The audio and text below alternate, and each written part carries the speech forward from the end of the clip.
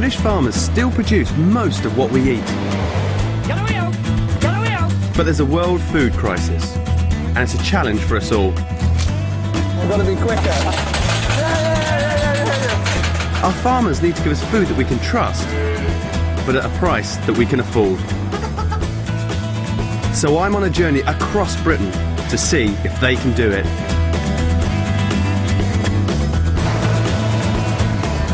I've never seen anything like this in my life. Seeing the high tech Oh my God, look, it goes on forever. and small scale, Good to see you. And you, yes. meeting everyone from the innovators to the obsessives You're a cow geek, aren't you? I am a cow geek. Yo! and the mavericks. People think, well, do we really need farmers? Well, yes, we bloody do. They're so important. What happens to farming affects us all. That's the sound of success. I'm searching for the farmers who can shape that future.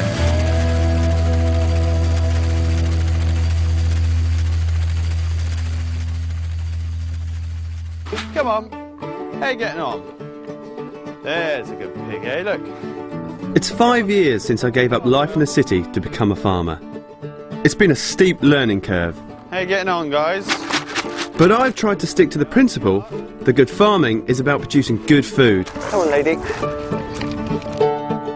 See, I think one of the reasons I started this whole farming adventure is because I wanted to produce food that I wanted to eat. Everyone wants food that they trust.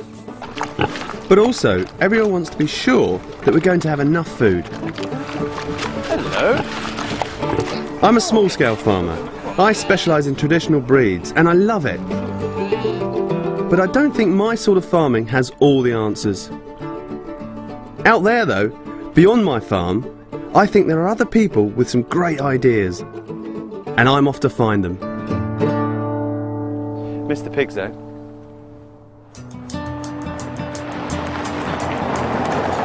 I'm starting in my own backyard, the east of England. It's home to many of our biggest producers. This is the opposite sort of farming to mine, and I've always had my doubts about it.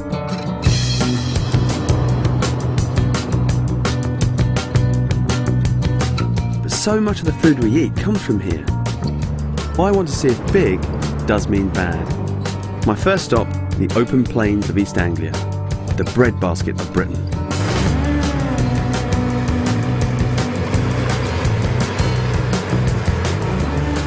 It produces a quarter of our wheat and cereal crops.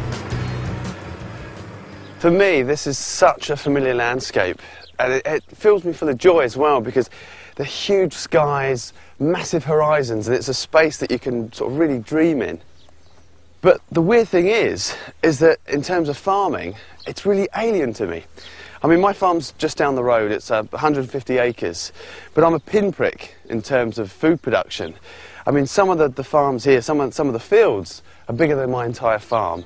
And what I want to do, I really want to understand how these big boys produce such huge quantities of food. I've come to one of the largest arable groves in the country. This is Office Farm, a massive 6,000 acre operation. Right now, they're bringing in the harvest.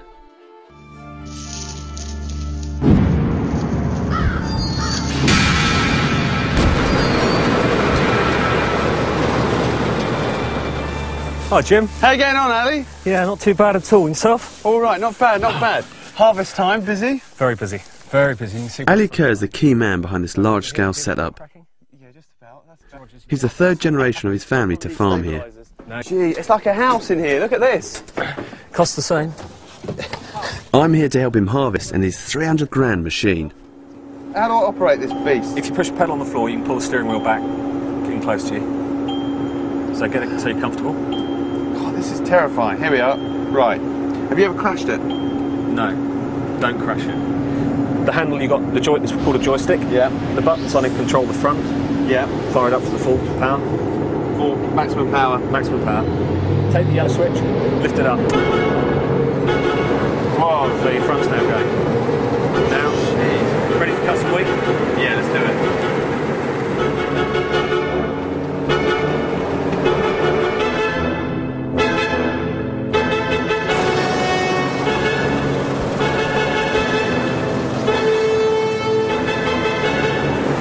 starting to feed its way into the front of the crop.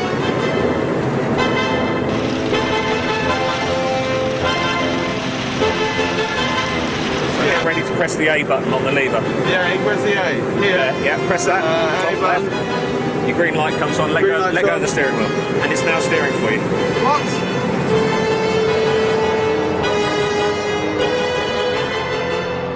Nothing's left to chance here.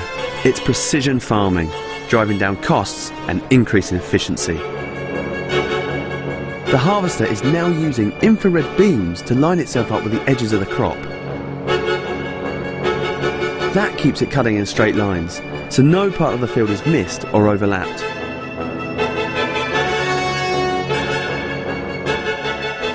And all the time, onboard sensors are measuring exactly how much wheat is being harvested. It's basically recording the amount of crop coming into the front of the combine. Yeah. So, and as you get all that crop coming in, it's bringing it in from 30 foot, which is the width, and it's recording that volume of crop the whole time. The crop output is then matched up with a satellite map to tell Ali exactly how well each part of his farm is performing. Blue areas are producing high yields, the orange ones are doing badly. Ali can target precisely where chemical fertilisers are needed, so none get wasted. Even the crop itself has been designed for maximum efficiency. New varieties of wheat were developed in the 1960s, part of what became known as the Green Revolution. They were shorter but higher yielding. If you only get a limited amount of sunlight in a year, you don't want to be using that sunlight to be growing straw. You've got to feed the world, you've got to be growing wheat. And that was what the Green Revolution was. This was the sort of whole breakthrough of actually reducing the height of the corn down to a shorter height and actually producing higher yields. And what they've done is by reducing it down, we can actually focus more of that sunlight on actually producing ears. And that was the main thing. We want to produce food. We weren't looking to produce straw. So you're obviously you're interested in the business end, which is this bit here, Yeah. and not the stalk, which would be wasted. Yeah, and if the crop was so high, with the weight of the corn we have in there now, it would fall over. I see, so it helps it being nice and sturdy. What we're trying to do is produce wheat. We're trying to produce food. So let's focus on trying to produce the food and not the byproduct.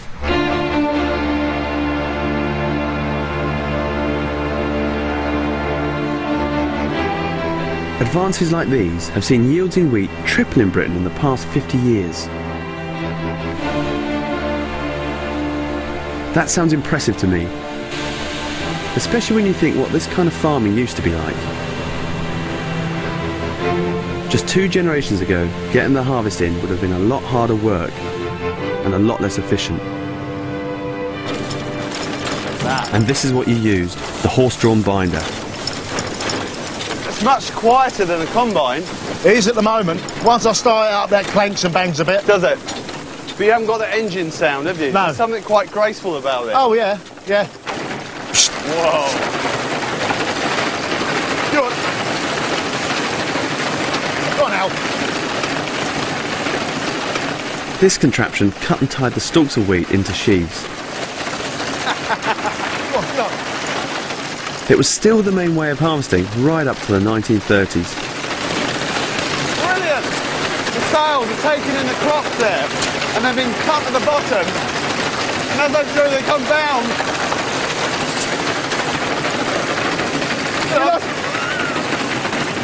You lost half of the off. It's fair to say that it wasn't always reliable. Al! You bugger. Go First on. problem? First problem. What is it? Good. Is that something spooked them? No, he's just being lazy. See, combines don't have that problem, do they? They don't. The big breakthrough was designing a single device that could thresh the wheat on the move, removing the straw and husk and leaving just the all-important grain. Combining all these jobs in one machine gave us the Combine Harvester. Right. Oh, blimey. Go on, lads. Go on. Alf, get on. You've got the brake on. Go on. Go on, Alf. Go on.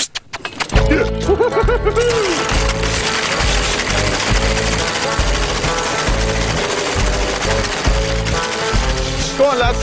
Let's get this harvested. We'll show Ali. Come on, fellas. That's it. Got to look like Ben-Hur. Yeah. Come. It's tempting to get nostalgic about the old days, when farmers relied more on skill and muscle than on science and technology. But this shows how hard it was for our grandparents' generation to put bread on the table.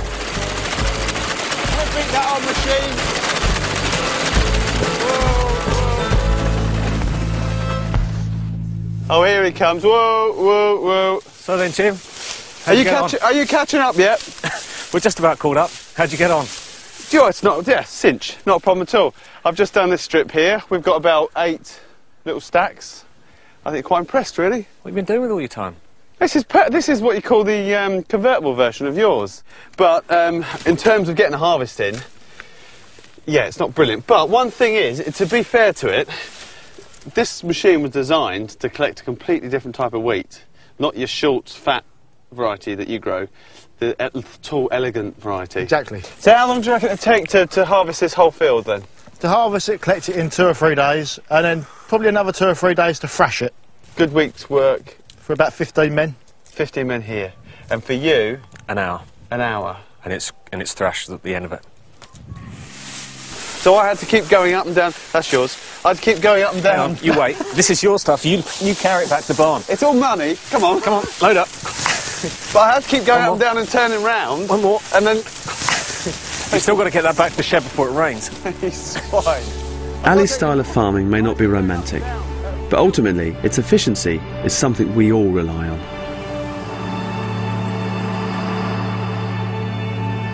This is the grain that's come through that combine in 2 days.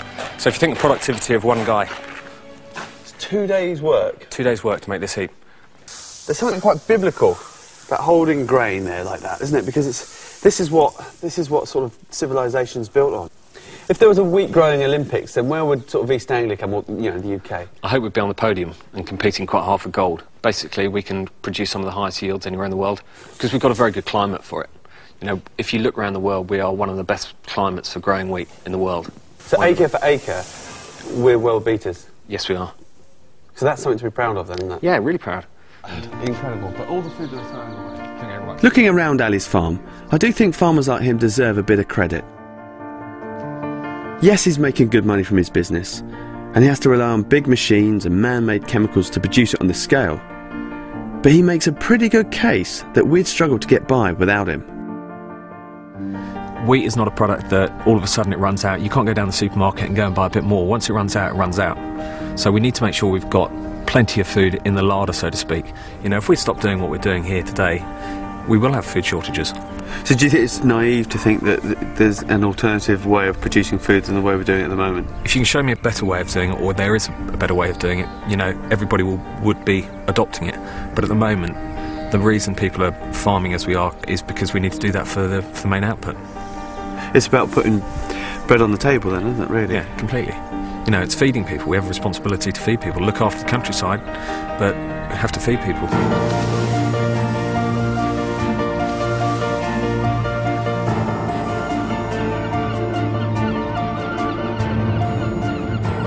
For Ali, it's about producing food and lots of it. And he thinks on a global scale. And I think on quite a local scale. And it forces me to question what I do. Am I trying to turn the world into fairyland and have black and white pigs everywhere snuffling truffles, and aren't they all happy? Well, they are, and I love that, and that's what I wanted to do. But, you know, this is first day of a big journey, and it's already I've had to question my beliefs and what I think, and it pushes you in directions you're not sure if you want to go in, but that's the reality.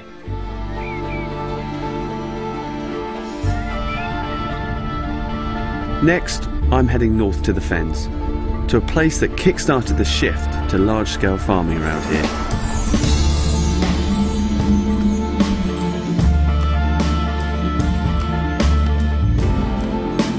This area was once marshland. In the 1600s, an ambitious engineering project drained the Fens. 2 great channels running for 22 miles were dug by hand. Over time, the marshes were transformed into prime farmland. Wycombe Fen is one of the only remnants of the original wetland wilderness. This is what the fens would have looked like, but this is 0.1% of what remains of the original fenland, which is a shame in one way because we've lost a great wilderness. But the farming's so successful around here because of this very environment. It's these reeds, this watery environment that's created this wonderful, rich, peaty soil. And without this, you know, we wouldn't have the most productive farmland in the country. Just literally across those fields.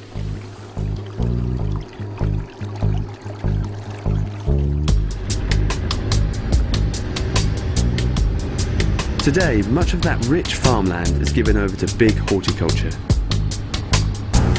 Here too, it's about mass production. But these are crops that still have to be picked by hand. I've come to see how that's being achieved.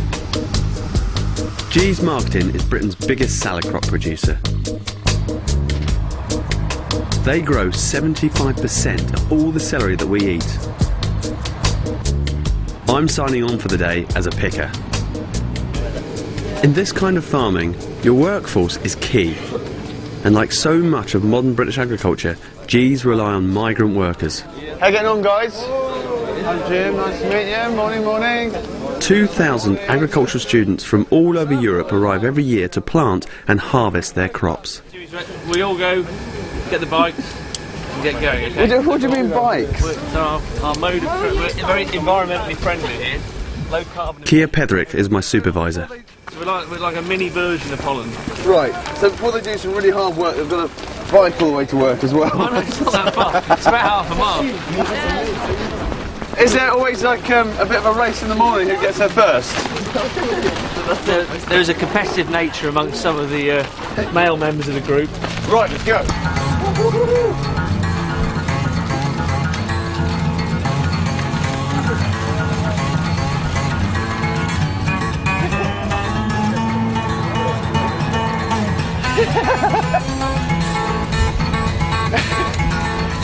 It's like a street gang.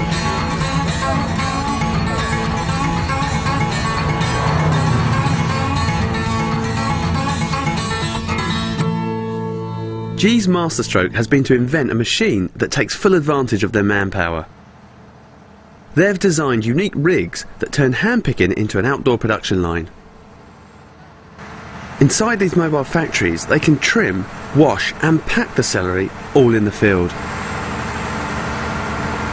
What I'm worried about is that it's okay if I'm slow and I don't get paid as much. It's if I start affecting these guys' wage packet, because if I'm slow, they get paid less. So I could end up dead. Should be alright. So cutting celery, just how tough could it be? The flat edge of the knife needs to go underneath, and as you cut it, just twist the blade round so you don't undercut it. So in here, and then like that. Once we've done that movement, cut the leaf off, and I want to recover these PTLs, so I'm going to use those for a secondary process. They go on that bottom conveyor, trim it down once more, the butt should look like that, no damage, and on the conveyor. It's got to be fast. Well, they've been fast, yeah. Don't forget you're getting 3 pence for every one of these. Let me just have a quick go in front of you. So I come in here, like that.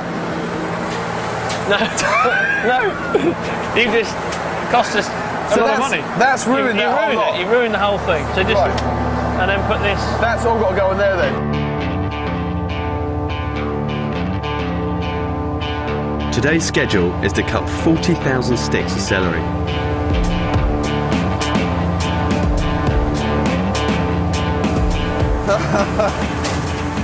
With all rigs working at full capacity, that's 1.6 million sticks a week. It takes too much time. It's a lot of pressure, this job. Yeah, that's right. What happens if I lose your money? Do you hit me with a stick? We'll see. I'll think about it. This machine weighs about 30 tons and it's continually moving forward at walking speed.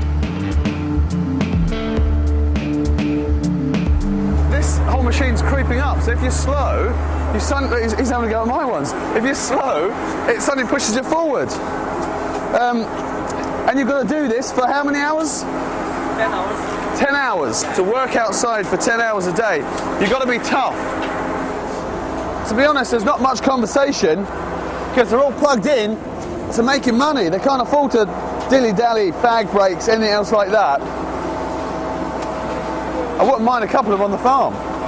The truth behind it is that if you haven't got these guys working here and farms like this all around the country, how are we going to get the food to the supermarkets at the right price? Without these workers, though, we just have to import food. You know, we couldn't do it otherwise. Jimmy, you come here. Yeah.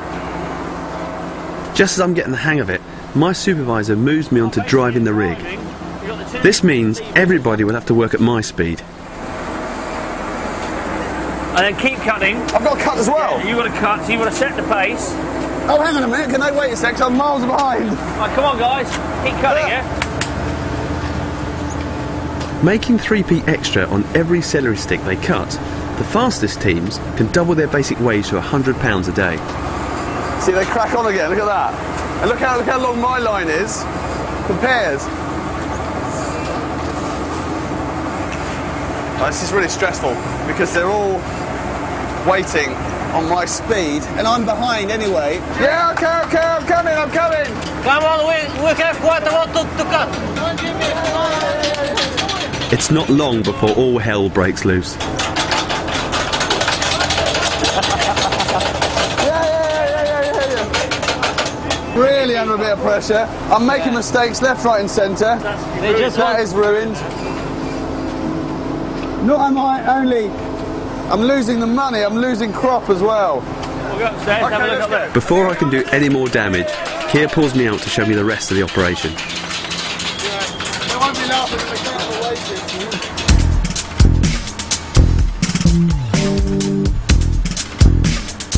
The celery moves on the conveyor belt to the upstairs tier of the rig.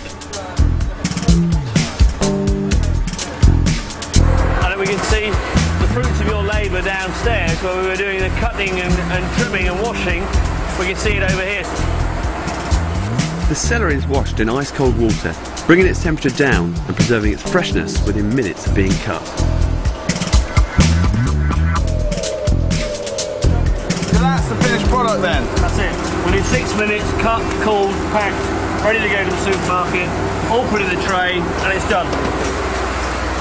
So done and dusted. And that's how we presented it to the customer in the store. Off it goes, fresh as a daisy. Yeah, done, finished. The crates can be on the supermarket shelves within hours.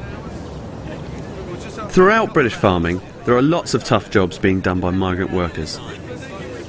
Hard work. And though the number of Eastern Europeans are now starting to go down, the face of our farming labour force is changing. I would like to buy, first of all, a laptop and a camera because I like computer techniques. So. He's planning to earn something like £3,000, something like that. Okay. And how long will that take him to earn that? Скільки часу зайняло заробити таку суму? 3 місяці. 3 months. And how long would that take him to earn at home? Approximately something like 7 months, 8 months. So it's very well paid over here then? Comparing to Ukraine, yep. Yeah. He's going to put his money into agriculture when he goes back home? Думаешь, вкласти гроші в сільське господарство? Конечно. Yep, surely, for sure.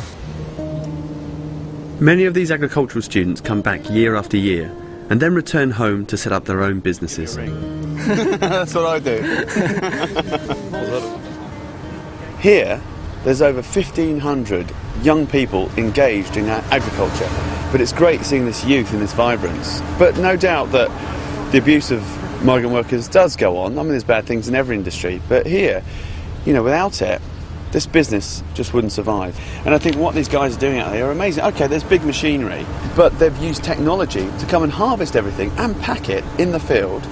So it's as fresh as a daisy. You get something like that that's just been plucked out the ground, and then 6 minutes it's in a packet, and then the same day it's on the shelf.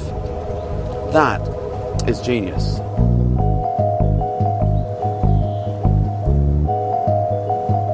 Well done. You good working today? At the end of a long, hard day's picking, I earned £60. Aren't you the guy that's going to save up and buy the laptop? Yeah. Here we go, guys. Look, some beers. Excellent, man. Thank you. Right. You're the man. Now, cheers. I'm a man, the best.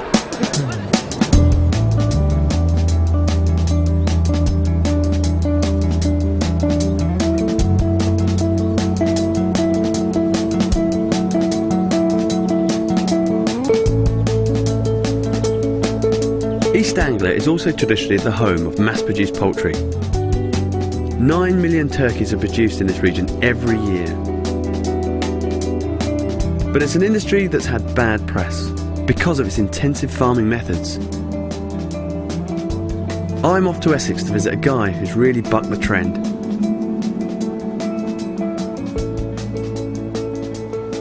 My mate Paul Kelly runs a big operation. He breeds 10% of all our Christmas turkeys. But he's a bit of a maverick. After 3, 1, 2, 3.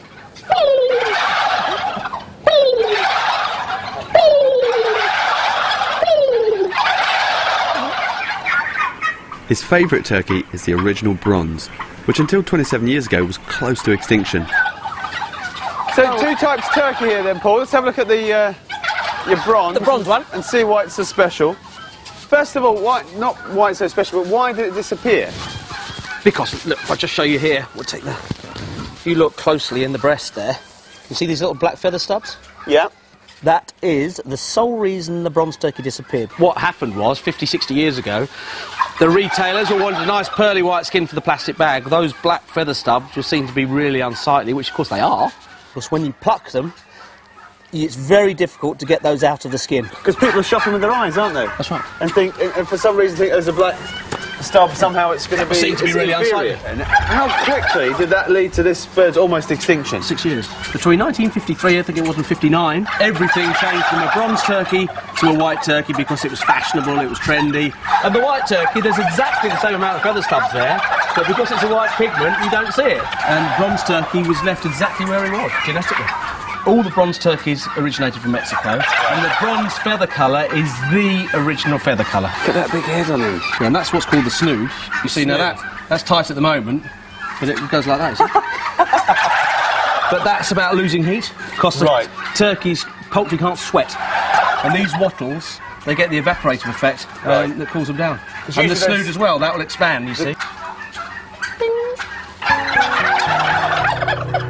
The white turkeys that took over from the bronze were then bred to put on weight faster and became the standard supermarket bird. But the Kellys thought the bronze was worth saving. They believed that because it took longer to put on weight, its meat had a better texture and flavour. In 1983, Paul and his father went around the country and bought every remaining bronze turkey they could find and saved them from extinction. So what did all the other turkey farmers think of you? Because they must have thought you were round the twist. These farmers would, couldn't believe that we were offering money. Yeah, someone's going to go and buy them. Because, they were all getting out of them. Yeah. No one wants them, we can't sell them. So we were buying these turkeys and, we were the laughing stock of the industry. Laughed at. But we both had that gut feeling it was the right thing to do. We couldn't really afford to do it, but it was the right thing to do. And thank God we did do it. Paul Kelly now runs a thriving business with an annual turnover of £7 million. More than 2.25 million eggs are hatched here every year.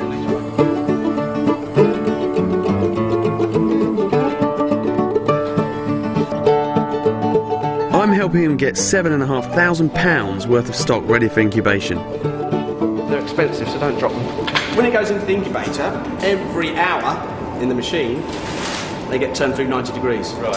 And that's all about replicating mother hen, because she'll sit on the eggs and stir them up. You'll see her, she'll sit on an egg and she'll be going like this. What she's doing is moving the eggs about, because the embryo's floating on top of the yolk, and if that embryo was to stick to the shell membrane, it would die.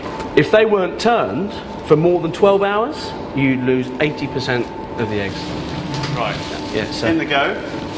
So after this... The eggs are sealed in airtight incubators, where the humidity and oxygen levels are controlled for 24 days. 3.5 weeks later, they're ready to hatch. That's kind of the maternity ward. Yeah. And this is now the labour ward. This is actually where it's all happening. So they're all hatching out now, so to speak. Wow. At any one time, an incubator can contain up to 16,000 chicks. It's really lovely and warm in there. There are 100 in this tray alone. These are actually just hatching at the moment. There's lots of them still haven't hatched. This one here is just hatching. This is. I love seeing this every time I see it. Look. It's coming out. There we are. Let's pop him down. The chick inside has just gone all the way, rotated right the way around the egg. Like a chisel. Then it will push its neck, and that will fully open. There he is, look. And there's a little chickie. How many eggs do you think you've seen hatch? Hundreds of thousands, and I still find it absolutely intriguing. Well, that's fantastic, isn't it? Look. It is incredible, isn't it? It's Albert, that is. It's Albert, yeah. And after this period, we've seen the hatching, put the eggs in. Now, this is where your business really separates itself from most other turkey businesses. Yeah. The whole of our farming technique from now on, after the hatchery stage, is radically different. The typical commercial turkey only lives for an average of 4 months. These have a lifespan that's 2 months longer. And all Paul's turkeys are free range.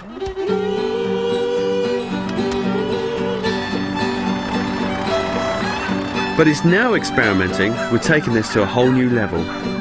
He's rented some extra land and released 1,000 of his birds back into their natural woodland habitat.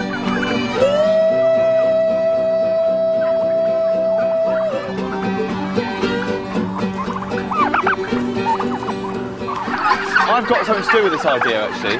This is an experiment that we carried out on my farm with 20 turkeys, and with the turkey living in the woods. But the problem is the foxes are quite clever. You can put electric fencing around, which you've done. Yeah. But as an added measure, I once saw in Italy an Italian chicken farmer that reared dogs with his chickens to protect them from the foxes. So I told Paul this, so he went out and bought 2 collies. Yeah, if they see a fox, they go mad. At the moment, we haven't had a fox get in here. So it does work. So the point of the woodland is that this is basically... This is back to nature, as it was. This is as natural as you're going to get for the turkey. Oh, it's just fantastic, and I can't... Look at them. This is just paradise for them. There's been no downside. I can't see why this... How many turkeys did you put in here to start off with? 1,000. And how many have you got left? 954. So we've lost 50, but none of that was down to health or predators. That was all about management. When I first put them in, I didn't get the feeders close enough, so I lost about 30 where they actually hadn't found the feed for 3 days. 4 jumped in the water troughs. Right. Yeah, so we had to actually change the water troughs. We're still learning. I really genuinely can't see the downside. You know, when you do things like this, I can't think for the life of me why we haven't been producing turkeys like this for the past 25 years. But, you know, it's always been that mindset. You've got to have a building. You've got to have a roof. You know, but these birds are perfectly equipped to live outside, aren't they? Because they've got feathers. The thing was the rain. Everyone said, you know, you need to have a roof over them to protect them from the rain. But what happens is they get exposed to the rain. Suddenly, nature says, wax the feathers up. Now it rains, they'll just put their head under the wing and the rain runs off them. Because they're waterproof themselves. Because they're waterproof themselves. Yeah.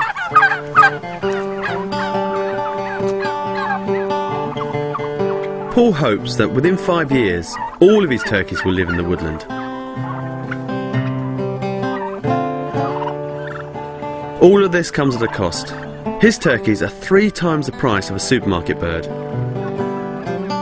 But even though he's targeting the premium end of the market, he's still producing on a huge scale.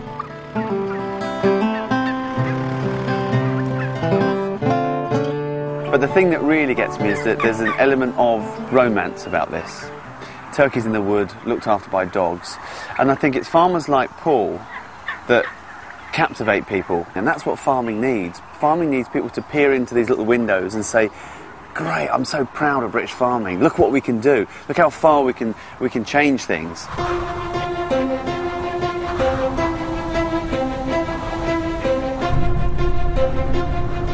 One thing that does strike me about all these big producers, even Paul Kelly, is the amount of money they need to spend on large equipment. And you can only really do that if you've got the resources to invest in the machinery and all the new technology. And that's resulted in a lot of farmers being left behind. But there's one way in which the little guys have been able to join the club. I'm told it's not farming for the faint-hearted. So of course, I'm going to go and see it. We're now at the most easterly part of Britain, just outside Lowestoft. It's one of the main areas for growing that great British vegetable, the pea. There are 11,000 acres of pea fields here. This is mass production farming like elsewhere in the East, but with a twist. It's small-scale farmers pooling their resources to become one giant producer. We're in the heart of pea country, and when you think of peas, you think of something very small, but this is farming on a large scale, and what's fantastic about it, it's a group of farmers coming together to get the harvest in. It's 200 farmers that form this cooperative. And for me, I mean, I've lived in this part of the world all my life, but yet I've never seen one pea ever harvest, so I'm really excited about this.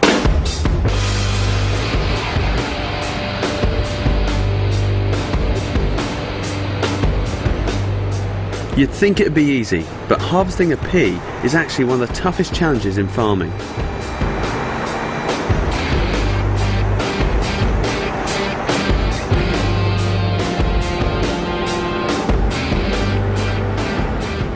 You have to get the peas off the vines into a factory which is 21 miles away and then get them frozen. And all that in just 2.5 hours. So I'm not surprised that these guys have to cooperate.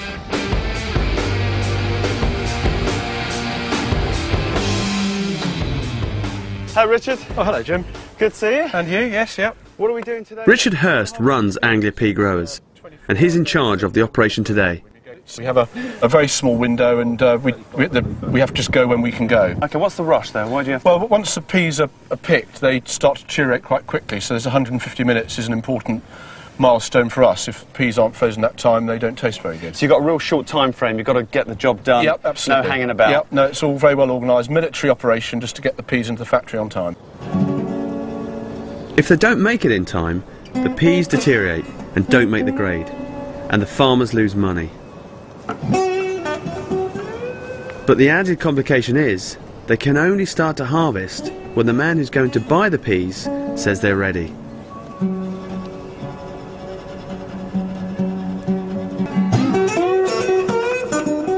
Andy Beach is one of the chief pea tasters for Birdseye. His company buys all 18,000 tonnes the co-op produces.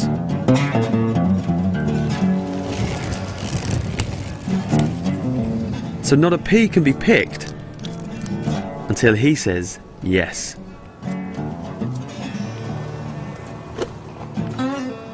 It's vital to judge the precise moment when a field of peas is ready. If they're not picked then, they'll start to lose their sweetness within 12 hours.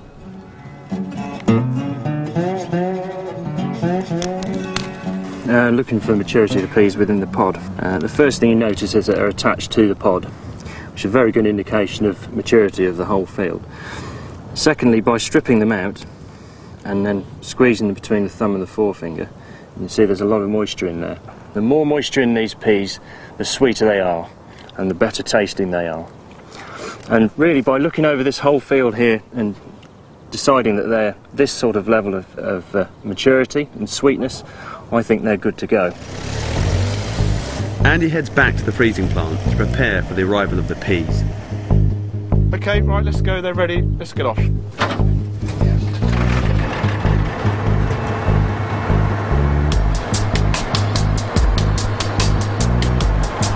This is high-speed agriculture. It's nuts. It's like the Formula One of farming. To save time, these massive viners are not only picking the pea pods, they're shelling them too.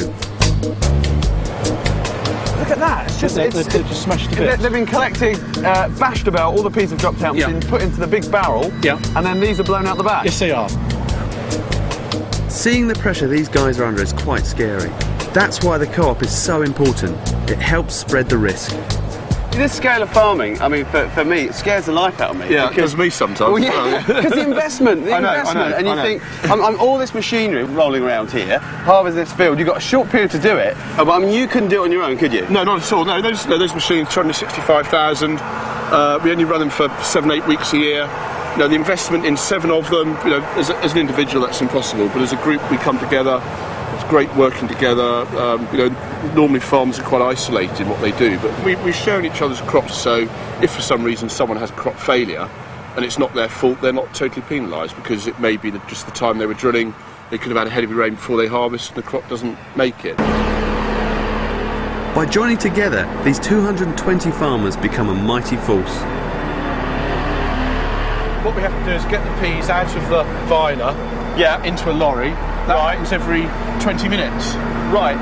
Before I realise it, Richard wrote me into his co-op. He wants me to drive the tractor, collect the peas from the viners, and then get them to the factory on time. I'm a little nervous. I need to go in with the guy, the driver, the professional, just to show me the ropes. Okay. Because otherwise you're going to end up with peas all over the shop. Yeah, okay, that's fine. Because the other thing you've got to remember that you've got to do is once you've unloaded those peas and the lorry's full to go, you've got to let the factory know that that load is on the way to the factories. And we do that by a text message, which sends all the details of the load, so it's all recorded, and you know the time the first pea is picked. Do you know what? You're saying this, but all I can hear is wah, wah, wah, wah, wah, because I've got so much in my head. The more information you're giving me, this is like a nightmare. Yeah, you'll be fine. You'll get over it. It's very simple. There's just a box there, tap a few keys, and away you go. That's what I'm going to do. It'll be all right.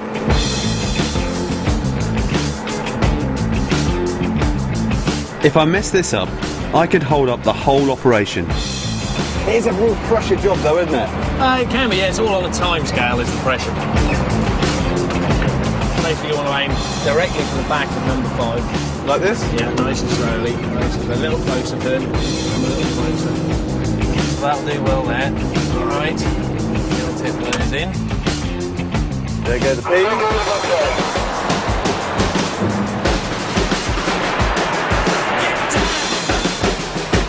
Done? Yeah, he's done, so you can go forward. Just watch this machine on the corner because the back end will swing out. I think we might be a little bit late picking up these peas, but it should be all right. It's all go, go, go.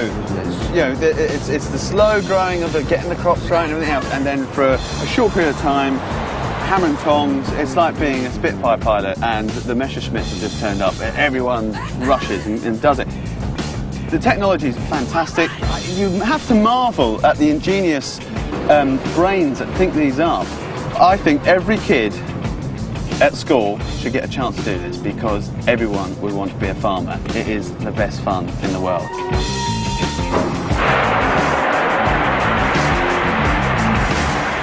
a lovely sound. That's the sound of success. The peas are loaded, but we've still got to get them to the freezing plant at Lowestoft. Right. 21 miles away. There's 30 minutes left before the deadline. Luckily, there's not much traffic.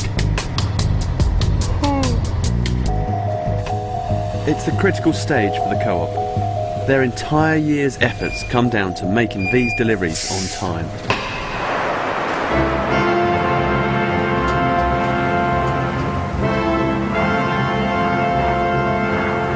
Our load makes it, but with only moments to spare.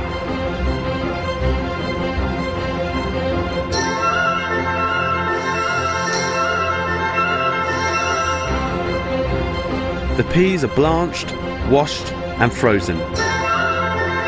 All within 2.5 hours of being picked. Job done. When you pick up a bag of peas, you don't really think about the work that goes involved. And next time you go to the supermarket and you pick up a bag of peas, you should think about the planning that goes into it. And today's given me something to think about too. Growing the sort of food we buy every day in the supermarket doesn't always have to be done by the big producers.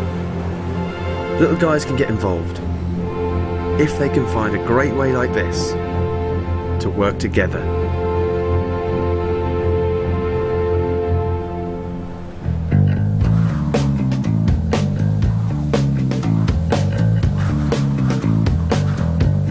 The east of England has got one last surprise for me. I've been wondering about the impact on the environment of this large-scale farming. If we do need to increase the amount of food we grow, can we do it without damaging the environment? My final stop is in Norfolk to see a really ingenious attempt to make big farming a bit greener.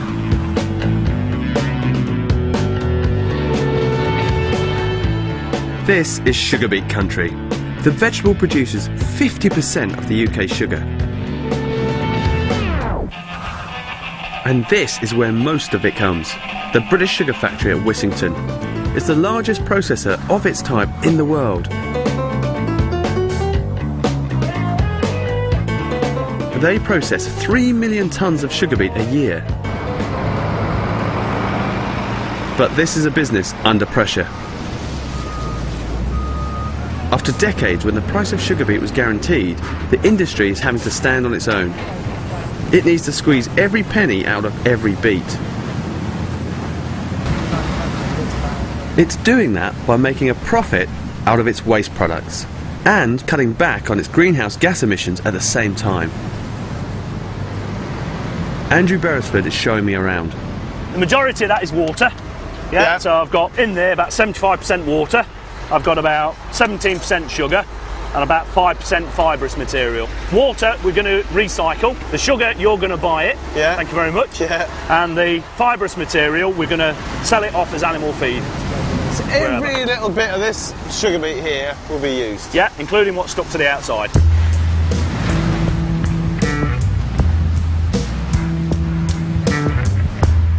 Sugar is still their core business. Washed, sliced, boiled and then spun in a huge centrifuge like a spin dryer, the beet is turned into sugar crystals. 100,000 tonnes of sugar are stored in these huge silos. But it's their efforts to reuse all their byproducts that I'm really interested in. You look at this whole process of making sugar and it looks quite dirty and industrialised and you think, God, it must be a big polluter. But when you see the beet coming in, it's covered in mud and stones. They wash that off, they don't throw that mud away. That is then reconditioned as used for topsoil for football pitches. The stones are cleaned and they're sold as aggregate. All the green bits they cut off are composted and that's taken away and then that's used in another process. And also there's a huge amount of hot water that's produced and 1,000 tonnes of CO2 a day is produced out of this process, which they recycle. And they put that in a pipe and it's pumped off. Normally the carbon dioxide would be pumped out into the atmosphere, along with all this steam. CO2 is one of the worst greenhouse gas polluters. But here at Wissington, they've found an ingenious use for it. You follow the pipe. This pipe here? Yeah, so there's the map. Right. British Sugar has set up a whole other industry that thrives on their waste. To find what I've come to see, I just have to follow these pipes. The pipes run for over 1 kilometre spanning the Wissey River itself.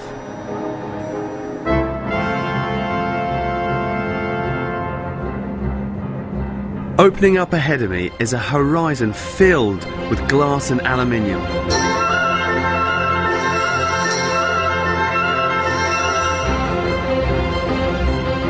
Cornerways Nursery, the biggest single glasshouse in Britain, spanning an area over 26 acres.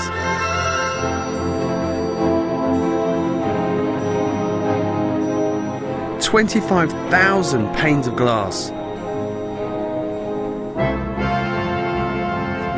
This one glasshouse produces 10% of all the tomatoes grown in this country. It's run by Nigel Bartle. I think he feels the same way about his tomatoes as I do about my pigs. There is life. The carbon dioxide comes in this pipe running all the way along here. If you actually crouch down and have a look underneath, you can see it.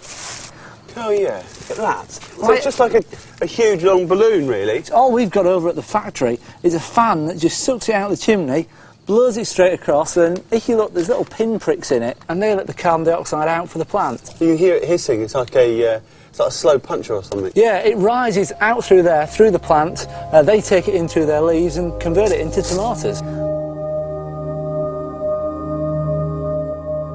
Nigel's taken advantage of a fascinating relic of evolutionary history.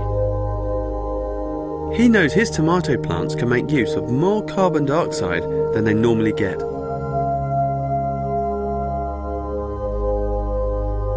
Plants evolved at a time when CO2 levels in the atmosphere were much higher than they are now. So give a tomato extra carbon dioxide and you get extra growth. Nigel's getting more and bigger tomatoes, doubling his yield. And because the plants are using the extra CO2 to produce more sugar, his tomatoes are sweeter too. Everything in Nigel's greenhouse is finely tuned to give his plants the best possible environment. I've noticed what I'm leaning on is hot, this pipe here. Well, we've got about 140 miles of pipe in here. It's a giant radiator system, runs up and down these rows, around the whole greenhouse, and that's all bringing surplus energy from the factory as well. Thanks to a free supply of carbon dioxide and heat, this nursery can deliver high yields more sustainably than any other glasshouse in the UK. They produce 70 million tomatoes per year. Each of these vines can reach up to 36 feet. There's 250,000 of them, and they all need to be individually hand-tended. It's like going up with the canopy of a rainforest, isn't it?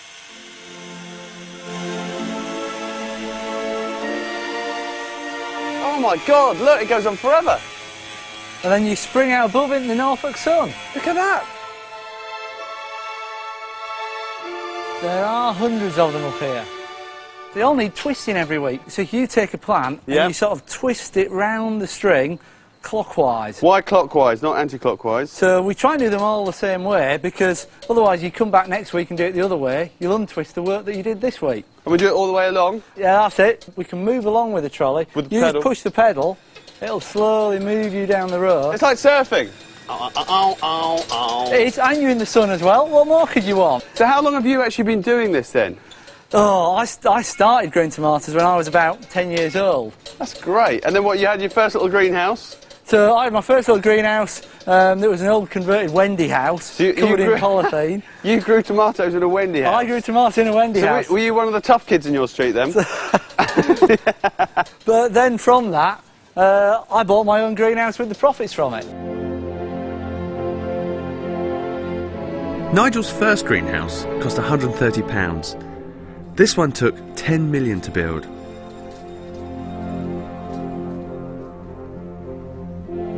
The glasshouse might be high-tech, but Nigel's still dependent on nature to do the crucial work.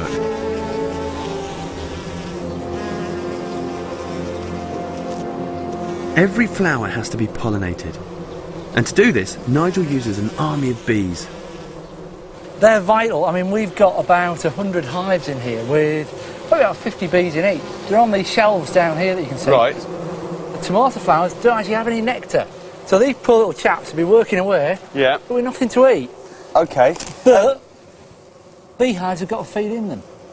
Okay, so these have got their feed in. They're going to go to the flowers. There's no nectar for them, but they're going to carry the pollen from one flower to another, because without these chaps, you wouldn't have any tomatoes, would you? No, I mean, it's that simple. It is. I mean, we've got to pollinate flowers, and insects do it for us. The bumblebees do all of that. So long as he lands, looks for nectar, we're laughing. Isn't that a worry, to worry that your business hinges on how busy your bees are? We've got to look after our bees.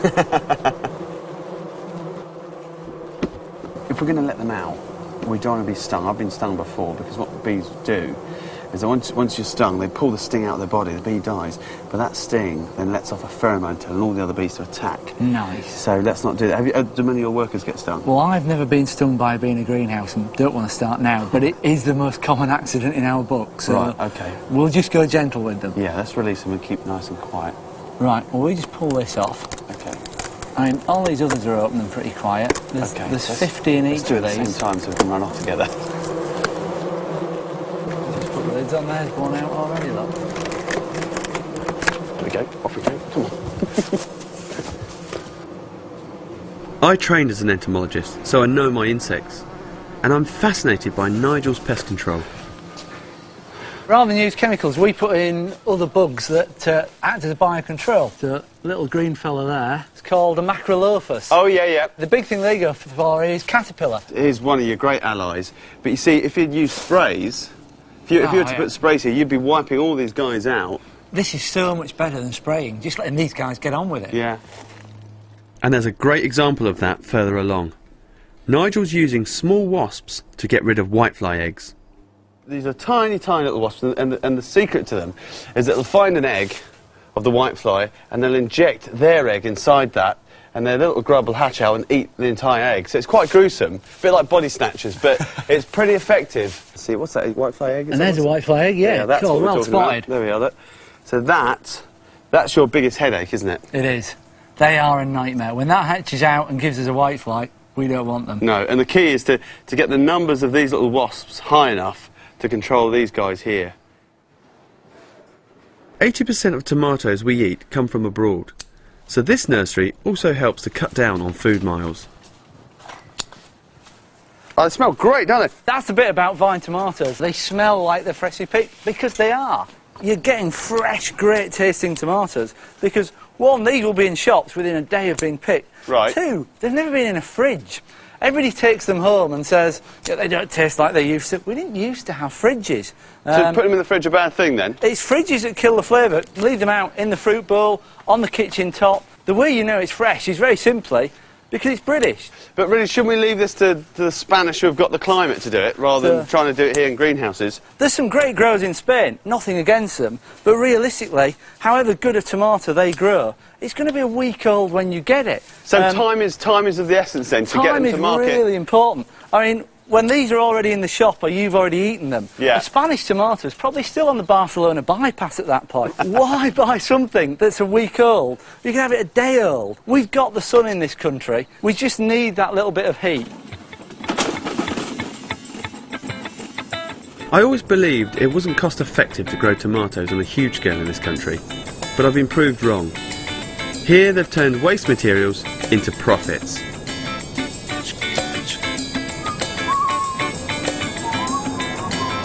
It's one lesson in how big-scale farming can be made more friendly to the environment and make a profit.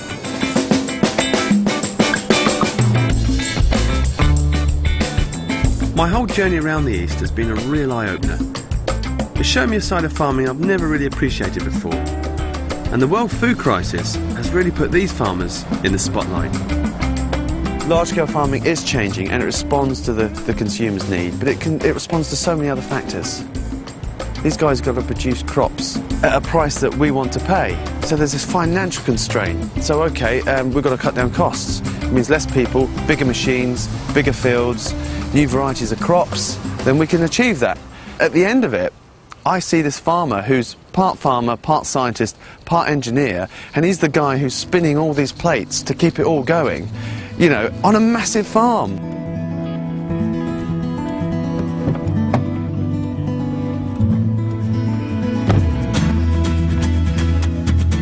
For the next stage of my journey, I'm in Wales, where the farming couldn't be more different. Whoa. You've got quite a dirty bum, so we'll see. I can do yours for me if you like. The terrain is harsh, but the farmers are ambitious.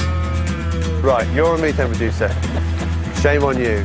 And they have some bold ideas about what farming can do for us. My father would say, what are you buggering buggers up to again?